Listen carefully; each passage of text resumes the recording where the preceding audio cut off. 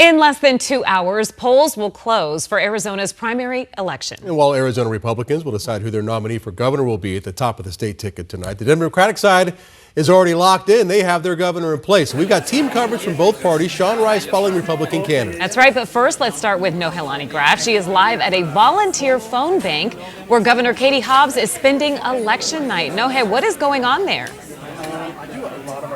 Right, so I'm here at Copper State Victory headquarters, and this is a campaign operation to get Democrats elected up and down that November ballot. It is a celebratory move as their headline candidate does just carry over into the primary. But make no mistake, what's happening here is an opening move for a November campaign that everybody here does agree is going to be a fight. So what we see is a call bank, and it's kind of a modern day twist. You're not going to see any rotary phones here. We've got laptops open, cell phones in hand, and volunteers making those calls to supporters. And Governor Katie Hobbs is expected to be here in the next several minutes to thank volunteers who have been making those calls throughout the day.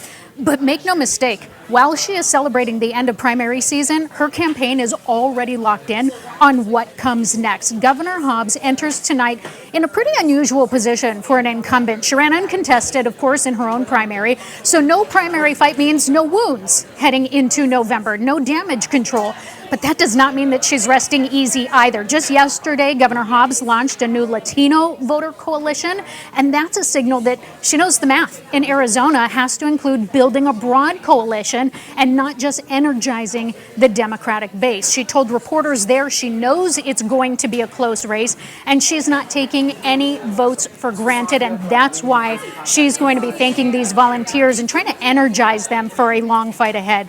The Associated Press has described Governor Hobbs as the most vulnerable Democratic governor in the country. And tonight's Republican primary result obviously is going to tell her who she will be facing, but she's already started to build the framework there. With Andy Biggs recently polled as the heavy favorite, Governor Hobbs has started to frame that matchup by calling Biggs someone who has consistently put the national political agenda above Arizona's interests. So she has been making the contrast between education spending, ESAs, and also the cost of living sharp.